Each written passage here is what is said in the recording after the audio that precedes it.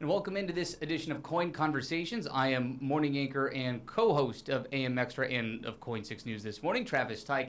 Excited for this week's edition of KOIN Conversations. We're just going to nerd out. Everybody at home, right here in the booth, we're going to nerd out in the best way. We're talking books, and we're talking about writing books. If you were looking for maybe a new creative outlet, this could be the space for you. This is Willamette Writers, and we just so happen to have the executive director of Willamette Writers in studio with us. We have Kate Ristau. Good morning. Good morning. This is a lot of fun. Yeah, this will be great. Yeah. Okay, so I was introduced to Willamette Writers through a mutual friend of ours, Dana Haynes, very well-known published author here locally, and of course, of the Des Limerick series, the James Byrne novels that he has out now. And he was saying to me, hey, you should really talk to Kate with Willamette Writers. And I was doing some digging, had never heard of this organization before. You're thousands strong. Mm-hmm. What would you explain that you do? How would you word that? Yeah, so we have 1,300 members. We serve over 6,000 people. So the main thing that Willamette Writers does is help writers. So we ran 400 free and open to the public events this year. So that means that people can just come in, they can learn about writing, they can work on their writing and meet writers and kind of learn the craft, but also work on their careers. For some writers, though, it's not a career thing. It's more of a writing life. So they think about, what do they want their entire life to look like as writers? And we work with writers at all stages of their careers and in their writing lives. When you say all stages of careers, too, you really do attack this from all angles. There could be the person like me that's like, gosh, it's always sounded like it would be fun. And I know that I work in TV news and I write for a living in theory, but writing a novel sounds daunting. But it sounds fun, but it sounds daunting. And then you have other people who are probably looking to take it a little more seriously as a profession. Where do you start in that process? If you are new to this endeavor, just reach out? Yeah, you can definitely just reach out. And we have a events calendar. You can go to anything on the calendar. It's free and open to the public. So just popping on the events calendar and finding an event. One of my favorite ones is our coffees. So we do a coffee at your kitchen table online. And that started during the pandemic when we all wanted to we're writers, so we kind of want to be by ourselves and work on our writing, but then occasionally we do want to see other people.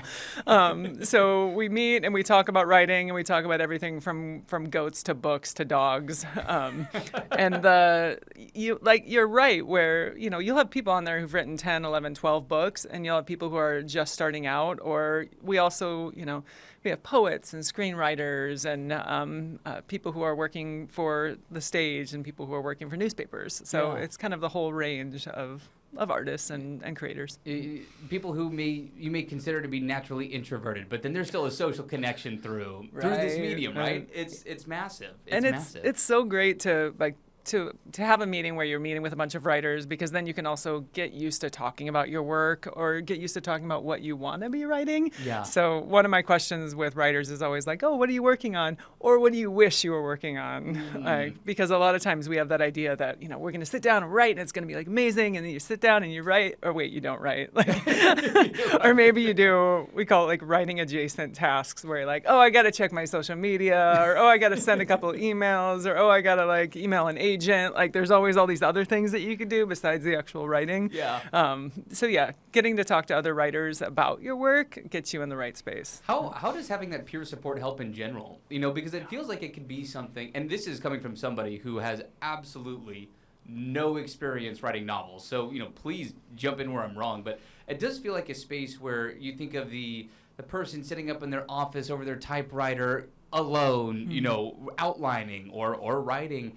To have this avenue for peer support, or even just to have the connection in general, it seems like that would be helpful. Yeah, so we just finished up November, right? And in November, we run a writing cohort where basically authors can meet every day. They meet in small groups online or in person, and they get to work on their projects and kind of really, really focus on things. For some people, they do that writing a book in a month thing, right?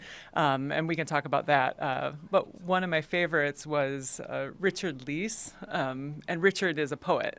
And so Richard wrote 29 poems in 30 days for the month of November. And, we were all talking about it last night because we were celebrating. We're yeah, everybody, great job. And we talked about people who had finished books. And Richard was talking about his work. And we all paused and kind of went, but why 29, Right. Richard? Right? Like, I was like, you're so close. And one of the other people goes, well, I was going to ask that, but I wasn't going to be rude, Kate. And I was like, no, but come on, like it's 29 out of 30, right? And Richard said, I spent one day like I was up on the mountain with my friends, and we had like this great party and get together, and I just didn't feel like writing poetry that day, like. Yeah. And so we talked about this other idea though, that his 30th poem, like, that was the poem of spending the time with his friends and actually getting out and like with his community and like connecting with everyone.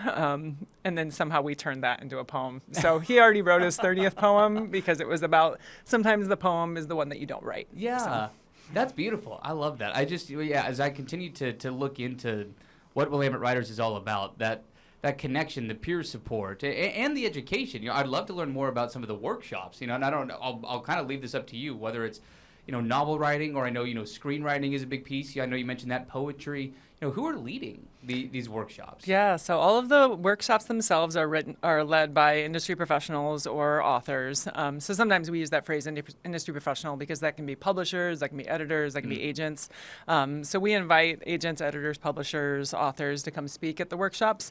And then so we've been talking a lot about kind of the more informal events, but then we actually run chapter workshops across Oregon and Southwest Washington.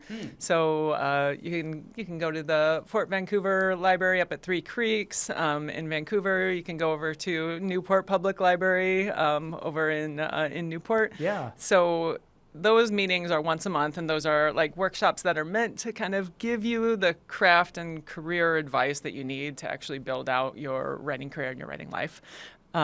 So one of my favorites recently, if you know Emmett Wheatfall, so he's a poet, and he actually lives in Portland, and he always starts his speeches or his workshops basically just walking into a poem, right? So you think he's just walking up there to teach, but he actually like walks up and into a poem. And so he was talking about kind of leaving your mark as an author, as a writer on the world.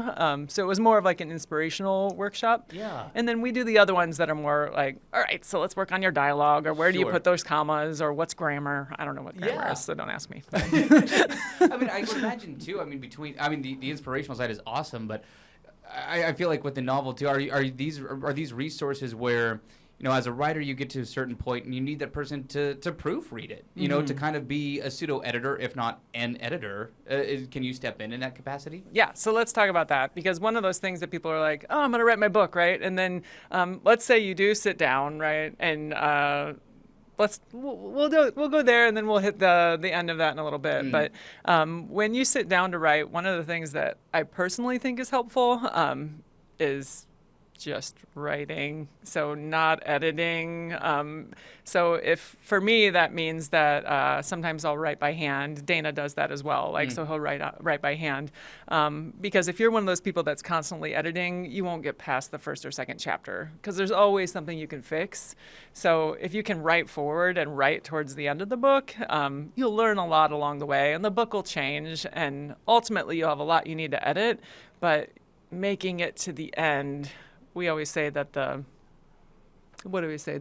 end is in the beginning, right? And so there's this big connection between the beginning and an end of a book. And so if you don't have an idea of what's happening there, like your beginning is never going to be right anyway. So work your way towards the end. And there's a phrase called the first draft that's perfect, because you can write that first draft, just run around on the page. That's Anne Lamott and Bird by Bird says that. And just that idea that you need to get the work out so you have something to revise later anyway. So, I didn't even think about branching into this line of conversation. So kind of writing and editing philosophy, it sounds like, I guess different ways to go about it. So you're saying you would rather you do handwrite instead, because is it the red squiggly line that will pop up, and then you just like on the computer, and you just feel like, and you want to fix it, yes, right? Yeah, like you're not ready to branch off because this isn't perfect yet. And you're saying forget that. Forget that. Like Maren Anderson, the president of Willamette Writers, always says, like, you have your writer hat and your editor hat. So put on your writer hat like when you're writing, and don't edit, don't fix stuff. And that, I'm going to say that works for, let's say, half the people, right? Okay. And we'll get to the other half people in a second. But so if you're just writing and you're not editing, and you might be mildly techie like me, so sometimes I'll write on paper, but I also have that remarkable tablet that you can write on. And so that there's like lots of kind of techie ways to solve that where you're forcing yourself to not edit and just make your way through the work. I think it's helpful for me, for example, I am not, funny enough, I'm a sci-fi fantasy writer, but I don't do world building well. Like, I'm more of a plot-driven person. So when I'm writing, if I'm stopping to edit, I'm stopping to fill in a bunch of details and like build out character. And that usually is where I get slowed down. So if I actually want to get to the end of the book, I try to do the thing of just focusing on the story, on the plot, and less on the details and the setting. And I'm 12. I've written 12 books. Wow. And so that's the first draft, and then all the revising. So if you're doing this kind of strategy of just writing forward and writing through the story, there's a lot of editing and a lot of fixing things involved later. Yeah, I mean, I could see that. I could see how that becomes. You could get bogged down so quick if you're not focused on the finish line at the end. I want to dive into your work. Let's talk about. Is that okay? Well, do we need to talk about those other 50% of people? Yeah, that's true.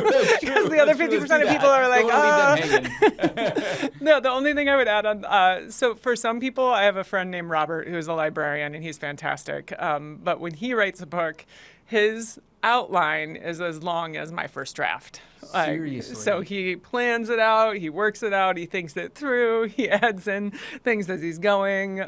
So that is a strategy for some people. And then for a lot of those people, they'll do so much planning and prep beforehand that the actual writing of the book goes very quickly, and there's not as much editing involved because they've figured out all the problems like in the outlining and planning stage. And that really depends on what type of person you are. Like if you're the type of person who loves to do that and loves to like work your way through, my biggest suggestion on that again is like as you're working through your outline, like work your way to the end of the outline, come back through.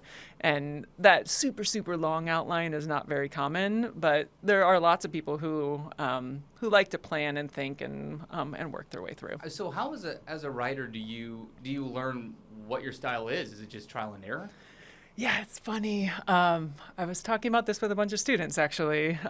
So there's a thing about, you go through school and you have your teachers constantly telling you like what you're not that good at, right? Oh. And so there's that idea that there's these things that I'm not that great at, and I've learned over time the things I'm not good at, and so then you learn tools to fix those things, right? So like I was saying, world building is not my natural tendency, but man, I can teach about world building because I've learned so many tricks and strategies and things to like build out worlds and build out details and exposition. And but one of the things that a local author said, David from the Attic Institute, was saying that, David Beispiel, sorry, he said that your style eventually becomes this blend of the things you do well and the things you don't do well. So those when somebody comes to my work, they're not expecting to have this amazing, really high quality world building experience because they know that like my drive and my passion is around like the plots and the story and the things that are happening. And so I got a little off track there, but my main point was that you find out as you're, as you're going through life, the things that you're good at and the things that you're not so good at. So I do think playing your strengths is great. Yeah. But then also realizing, okay, there's these things that I don't do well. How am I gonna like work around them, or how am I gonna work with them instead of acting like, oh man, I'm so bad at this. Really, like those things will become part of you and part of your style as a writer. Well, and how helpful is it to kind of bring this back to Willamette Writers specifically? I would imagine that's a resource, and one piece of this that I do want to ask about too is cost. I'd imagine that it's probably pretty expensive to get to your own personal editor or the publishing phase, but that's where you can step in and help kind of bridge that gap. Explain that process. Yeah, totally. So let's say you worked your way through your whole book, right? And you got to the end, and one of the things that we talk about as you're working through your book, like having some accountability, I use the phrase accountability buddy because it's okay to make it really dorky because you want to have like a relationship where it's okay to talk about like, I didn't do the things that I wanted to do today, or I'm trying to reach to the end of this chapter. So having accountability as you're working through your book, but then once you get to the end of your book, a lot of writers, authors recommend like taking that book and just putting it away for a little while so you have a little bit of space from it. So I always think that's a good thought. So if it's a short story, a poem, like a script, a book, like giving it a little bit of space so you can come back to it with a little bit of fresher eyes. So when I finish a book personally, I already have a gigantic list of things I need to fix. Yeah. But one of the things that I do immediately is I actually write a reverse outline. So because I don't spend a lot of time outlining like I was talking about, I'll go through and outline and figure out what actually happened in the book. And then that gives me a little bit more of an understanding of the structure and kind of what I need to fix. But that's something you taught yourself to do? Yeah, you can go and look up reverse outlining as kind of a term. Okay. But basically that was something that I realized I needed to do at the end of every book because there would be scenes or chapters where I would kind of like go off in my own direction that weren't necessarily building up the book or supporting what I was trying to do. But that idea of you finish a book, you write down all the things that you know you need to fix, right? And or you outline or you like kind of make a plan, a revision plan. So you can see I'm already talking about you finish the book and it's totally not finished yet. Yeah, right. It doesn't end with the end. There's a huge process. Yeah, and there's a point where in that revision process, however many times you work your way through your book, there's a point where you're not necessarily going to make the book better yourself. And so for a lot of us as writers, we'll either you might go for a critique partner or you might join a critique group. And for Willamette Writers, we do two things. We have drop-in critiques where you can drop in and share your work a little bit at a time. And then we also do online critique groups. We currently run 39 of those. And so they're groups where we pair a bunch of authors together and they share their work beforehand, and then they'll talk about their work. And there's two things that are really great about that. And one is that, you're getting advice and you're getting feedback and you're getting reactions to your work. Yeah. But you're also learning what other people are doing well and what they could do differently. And you can apply that to your own work very easily. Yeah. So that critique process, I think, is really, really, really essential. For some people, they assume I got to move right to an editor. I got to pay somebody to do this work. But in the critique group process, it's free, right? So free things are great, but you also learn so much in that process as you figure out why something isn't working for someone. Like you immediately will turn and apply that to your own work. You'd be like, oh, Janet was doing that. I'm like, I just did that in my own. Like I need to go through and fix that. Like sharpen your own toolkit, like another tool for the toolbox type of a thing. Yeah. Learn from each other. Yeah, I love that. So that's kind of that next step is, you write the book or you write your work, you edit, you revise yourself, then we kind of call it like, opening the door, right? So you open the door, you let other people see your work. Personally, for me, a lot of people know this, that my first person I give my work to, my book, is my mom. Oh, great. Because she was an 8th grade English teacher, but she will just tell me that it's really great. Yeah. And I'm like, thanks. Yeah, sometimes you need that. Yeah, sometimes you need that of just somebody being like, this is really good. And you're like, yeah, it is, thanks. So she gives me an ego boost, but then she'll usually say something like, this one character was like, nah, like, can you just think a little bit about why they did this? And I'll be like, oh, yeah, no, that's totally easy. Yeah. And then I'll get into it, and I'll be like, Mom. So, dang it. Yeah. We got to take a quick break, but I do want to make sure I ask you about a couple of things because I think there's some really interesting avenues to take this. One is I want to hear about your process between your first novel and your most recent novel and how you think that process has changed and how maybe Willamette Writers has been able to be a part of that process.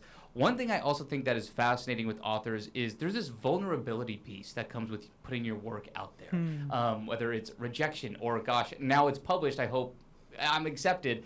And I love picking authors' brains about that. So I do want to get your thoughts on that. But that is going to have to be on the other side of this break. So stick around. Welcome back into KOIN Conversations. I'm morning anchor Travis Teich here with KOIN 6 News, and we are continuing on our conversation with Kate Ristau, the executive director of Willamette Writers. And Kate, first of all, appreciate your time, and I've loved this inside access to the brain of an author and to Willamette Writers. And with that said, I want to understand how you've changed and maybe how Willamette Writers has been a part of that change between your first book and your most recent. You said you've written 12 published novels, is that correct? So not all published. Not all published. We'll get to 12 that novels. too. Okay, Yeah. we'd love to dive into that. So how have you changed? I mean, how did you tackle that first novel? Because to me, that sounds maybe liberating but daunting all at the same time. Yeah, and I think that was the thing. So my first book was a book called Shadow Girl, and it's actually based on Irish mythology. And I personally studied in Ireland at the University of Limerick, and so like kind of the Irish mythology, Celtic mythology. Really was inspiring to me, but I totally did that thing of I had a dream and then it led to me writing a book, so I won't go too far into that. But that is that thing of you never know where the spark of inspiration is going to come from. And so that book, I wrote it while sitting at a desk during grad school and looking out over the Fannel Creek in Tigard. So we were in this apartment where you could look out and see the river, see the creek. And so it was a very, like, there were parts of that were very not how I do things now, right? Where it took significantly longer because I had this idea and this vision of what the writing life was, right? Where I was like, I'm going to sit down at my desk and I'm going to write this book, like looking out over the creek, right? And then it's going to take me months and months and months and months because I have to have everything perfect. And now I have a kid. He's 14 now, and I think my writing life has significantly changed. There's not a ton of time left, but I do want to ask you about one more thing, which is just the vulnerability of an author. You know, I've been fortunate enough to talk to many published authors, and I always love understanding who they are as humans, you know, right before that book drops. Because there is, you can talk to somebody who has written 3 books, 10 books, 15 books, or more, and I feel like every single one is like, it doesn't matter, I still get the jitters. Where do you land on that? Because there's this piece of you, it's your work that is just on display, and people could just say, I don't like it. You know, what is that like? Yeah, and I think there's a really personal example I can give here too of I worked on a book called Wild Wings, and it's with a local illustrator. His name is Brian W. Parker, and he was fantastic. And so the way that the book works is it has the adventure story, and then it has like the journal pages of this 12-year-old kid. And where it gets really personal for me, though, was the 12-year-old kid. Basically, his mom told him that when he turned 12 years old, he was going to get his wings. And that's actually something that like me and my kid talked about because he had asked about like, you know, kind of like your shoulder blades and how it looks like you had wings. And he's like, when are you going to get your wings? And I was like, oh, when you're 12, you'll get your wings. And it's one of those things that you say as a parent and then like you don't really realize that this is something that's going to stick around, right? They've latched onto that. Yeah, and so he latched onto that and thought about it and talked about it like much further than I would have thought. And so then I ended up writing this book like that was about that of a kid who thinks when he turns 12 he's going to get his wings.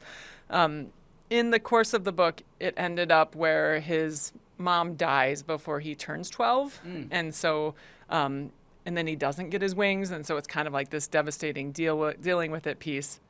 But then it's sci-fi fantasy, so he totally gets his wings, right? And then we just follow along on this epic journey where he's getting his wings, but at the same time, he's dealing with the death of his mother, and he's dealing with grief and loss, and kind of trying to understand those things while also having this amazing thing happening to him, right?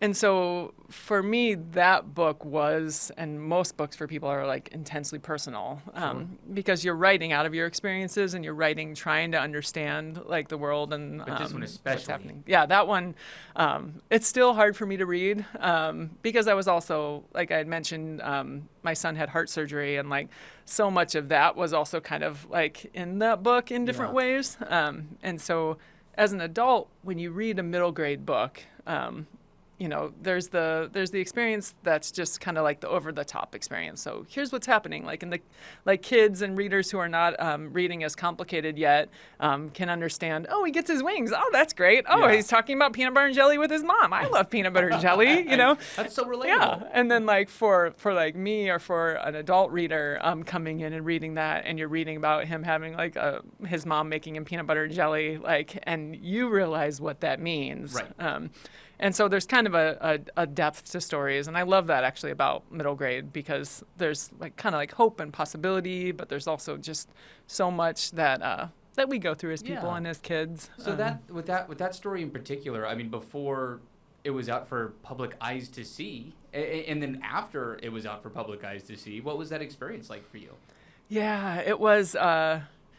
It's funny, and I bet Dana would say this as well, that, you open a book and your own book and you always feel like there's something you could fix. Like there's always something else. And somebody was saying this in our meeting last night too, of that there's a point where you don't stop editing, you stop. Like, or there's never like an end to the editing. There's always more editing. There's always more you can fix. But like at some you point just stop. You have to stop. Like, and so in my current book, I'm working on with a Filipino poet. He's from Portland. His name is Armin Tolentino, and he's fantastic. And we're working on a middle grade nonfiction book about the manananggal, which is a Filipino vampiric creature. And it's so cool because basically she separates the top of her body from the bottom and like flies off with wings, right? And so, but slightly gross here, which the kids love. Yeah. Like her intestines and stuff are hanging out, right? So we're walking this line of like talking about this Filipino vampire, where there's also a lot to do with that vampire and like colonialism and like the Philippines at the time. Big and themes. Yeah, and themes. And with Armin and I, like we were negotiating that a lot back and forth in the writing, because there's so much you want to say about that, but then you're limited to, all right, we have this space, we have this audience, we have this book. Like, what are we working on? What are we doing? So that idea of you have so much that you want to include in your book and so much you want to accomplish. So every time you pick up your book as an author, there's probably something else you feel like you could have done, right? But you know that like this is the book I have, right? And this is the book that I'm at. And so somebody always says like, what's your favorite book? And most authors will say like, the book I'm working on right now. Like, the next one. Yeah, because if you're doing it right as an author, if you're doing it right as a writer, like you're always like challenging yourself and working through new themes, and you're getting better, and things are getting harder. So some of those books that I'm working on right now, I'm never going to be as satisfied with because I always feel like they could be better. But I think that's okay. I think you just keep working on it. Well, and what's interesting about this too, and I hope for anybody who's at home, watching, and maybe that they have been the person who is similar to myself, quite frankly, who has said like, man, it would be a cool creative endeavor to write a book. I don't know what it would be about, but where do I get started? And I mean, Willamette Writers is a great resource for that. But like hearing you speak, you are a published writer who has been in this industry for decades now, and been around the local scene with Willamette Writers now Willamette Writers in particular for 12 years. And you still have these questions, you still have these thoughts, and you're still fighting through some of these emotions. And my thought for everybody at home is that give it a shot, because there's so many people in that peer supported environment that can help, especially with a new endeavor. Yeah. So, with that said, Kate, before we wrap things up, how can people find you? How can people find Willamette Writers? What do you recommend? Yeah, so Willamette Writers is really easy to find. So you can just go to willamettewriters.org. Like I was saying, the events calendar is the best place to go. We slow down a little bit in December as we have the holiday break, but then in January, you'll start seeing something every day of the year. So the easiest way to kind of get into Willamette Writers is the coffee that I was talking about. So it's a way to meet other writers and talk to other writers. I personally am very easy to find as well. You can just look for me at kateristau.com. And then I also do things with the Science Fiction and Fantasy Writers. So you can look up the Science Fiction and Fantasy Writers Association, and you'll find me talking a lot about books and writing there too. That's awesome. We may have to do a full other episode at some point just about book recommendations, what stands out locally to you. I would love to continue that at some point. But unfortunately, there is a time limit on this show, so that'll have to be the next time. Thank you so much for coming in. This was a lot of fun to talk about. Thank really you. do appreciate it. Yeah. All right. Thanks everybody at home for watching. See you back here next time.